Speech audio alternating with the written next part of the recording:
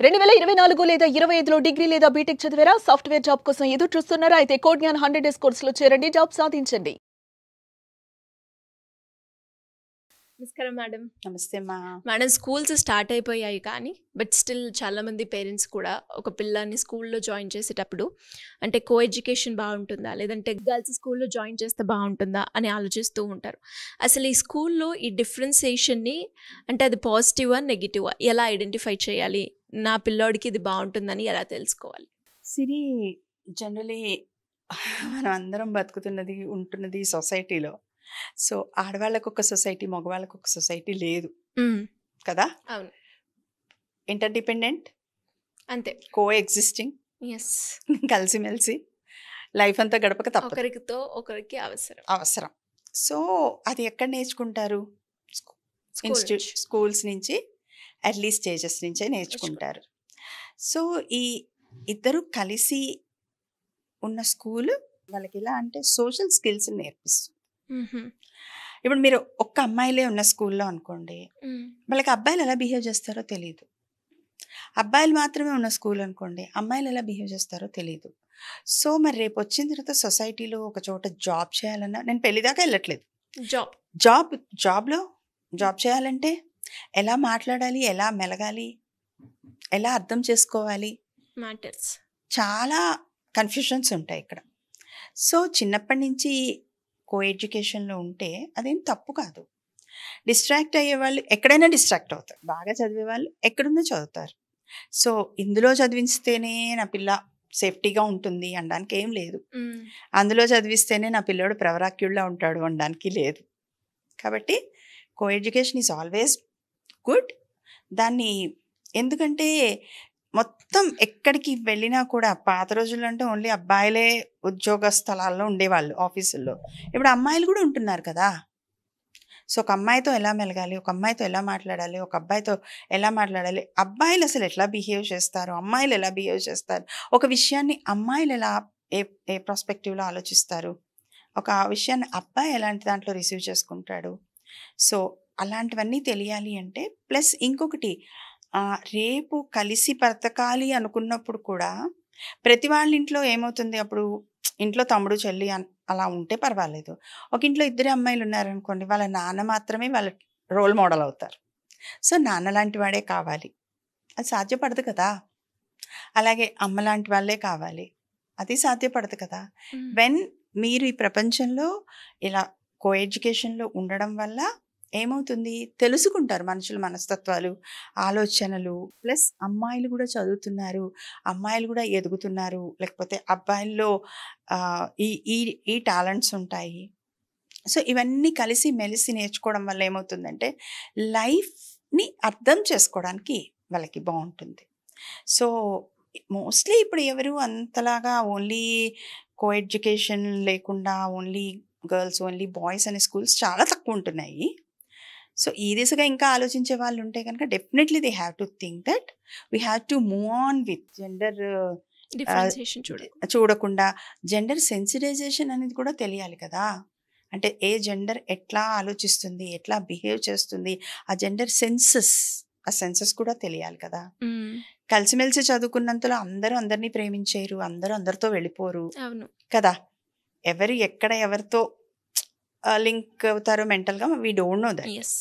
అది బయట చేసినా అవుతారు, బయట స్కూల్ కాలేజీ నుంచి బస్సులో వస్తున్నప్పుడు ఎవరైనా కలిస్తే కూడా అవుతారు. సో అలా ఆలోచించడం అనేది కరెక్ట్ కాదు. కాబట్టి నార్మల్గా హ్యాపీగా కో ఎడ్యుకేషన్లో పంపచ్చు, కో ఎడ్యుకేషన్లో ఉంచడమే మంచిది. పెరుగుతూ ఉంటే ఎలాంటి మార్పులు వస్తాయి. ఇప్పుడు పిల్లలు మళ్ళీ ఇప్పుడు చూడండి, రీయూనియన్స్ నడుస్తున్నాయి కదా, అందరు వాట్సాప్లోకి వచ్చి స్కూల్ డేస్ అన్నీ, అప్పుడు నువ్వు అలా ఉండేవాడివి తెలుసా అబ్బాయి అంటే, ఇప్పుడు నువ్వు అలా ఉండేదాన్ని తెలుసా అమ్మాయి, అట్లా మాట్లాడుకోవడాలు, మెమరీస్. నువ్వు అప్పుడు అసలు ఆడపిల్లలు అంటే నీకు నచ్చేది కాదు, మా అందరికీ దూరంగా ఉండేవాడివి, ఇప్పుడు బాగానే మాట్లాడుతున్నావు, నీకే ఇద్దరు అమ్మాయిలు పుట్టారంట కదా. సో ఇట్లాంటివన్నీ కూడా మనకి వింటూ ఉంటాం మనం. So it's quite common and very న్యాచురల్గా జరగాల్సిన ప్రక్రియ అన్నమాట. ఎదురు మనం విడిగా పెట్టి ఏదో చాలా కాపాడుతున్నాము అనుకోవడంలో అదొక భ్రమ అంతే. So co education is always social స్కిల్స్ని, అవేర్నెస్ని, తర్వాత చుట్టూ ఏం జరుగుతుందో ఎన్విరాన్మెంట్లో, ఎలాంటి ఎమోషన్స్ ఉంటాయి, ఎలాంటి థాట్ ప్రాసెస్లు జరుగుతూ ఉంటాయి, ఇవన్నీ తెలుసుకోవడానికి యూజ్ అవుతాయి నాన్న. ఎందుకంటే మన ఇంట్లో మన తమ్ముడు మనతో చాలా సబ్మిసివ్గా అక్క అక్క అని ఉండొచ్చు, బయట ఇంకొకళ్ళు ఇంకోలా ఉండొచ్చు. సో ఈ కంపారిజన్స్, అండర్స్టాండింగ్ ఇవన్నీ చాలా పెరుగుతాయి. నీడ్ అనమాట. చాలా తెలుసుకోవచ్చు అంటారు కో ఎడ్యుకేషన్లో ఉన్నప్పుడు. యా, అంటే అక్కడ మళ్ళీ హద్దులు తెలియాలి, వాళ్ళ హద్దులు వాళ్ళకి తెలియాలి.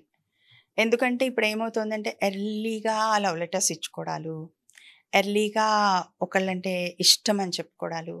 మేము అందుకే స్కూల్స్కి వెళ్ళినప్పుడు చెప్తాం, అరే పిల్లలు వాట్ ఈజ్ ఇంపార్టెంట్ నవ్వు ఆలోచించండి. చాలా పెద్ద క్వశ్చన్ ఇది మీకు. ఇప్పుడు ఏం అవసరం ప్రస్తుతం, ఏం అవసరం? ఎవరైనా అమ్మాయికి తీసుకెళ్ళి రెడ్ గులాబీ ఇద్దాం అనుకుంటే, అంటే స్కూలింగ్ ఏజ్లో, ఇప్పుడు వద్దురా ఎల్లో ఇవ్వండి, ఎల్లో ఫ్రెండ్షిప్. అలాగే వైట్ ఇవ్వండి, పోనీ వైట్ అయితే పీస్. సో కాబట్టి ఆలోచించండి, ఇప్పుడు కనిపించింది 10th క్లాస్ లోపే అనిపించింది అనేసి ఇచ్చేయకండి అని చెప్పి జోక్ చేస్తూ ఉంటాం. అంటే దాని వెనక చాలా చెప్తాము, చెప్పిన తర్వాత వాళ్ళకి ఈ మాట కూడా చెప్తూ ఉంటాం అనమాట. సో ఉంటాయి, ప్రతి దాంట్లో అడ్వాంటేజెస్ ఉంటాయి, డిసడ్వాంటేజెస్ ఉంటాయి. కానీ ప్రపంచాన్ని అర్థం చేసుకోవడానికి, ఆ జెండర్ని తెలుసుకోవడానికి, థాట్ ప్రాసెస్ని తెలుసుకోవడానికి co education is good non always.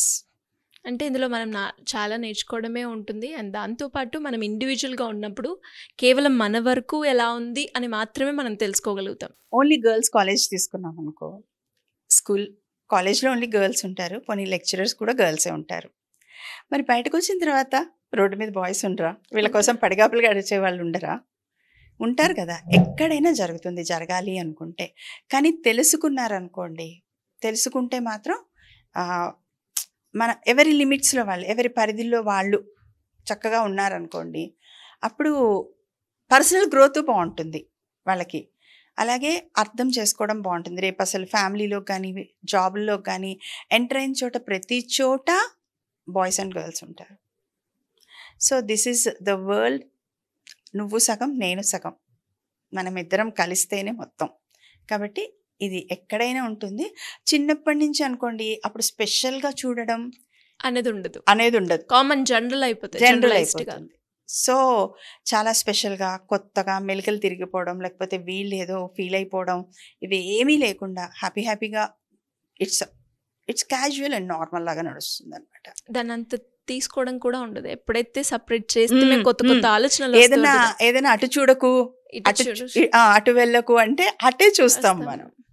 So మనకి చిన్నప్పుడు చందమామ కథల్లో కూడా రాకుమారుని అటు వెళ్ళకు అంటే అటే వెళ్ళాడు అని, లేకపోతే కోతి గురించి ఆలోచించకు అంటే కోతిని ఆలోచిస్తాం లాగా.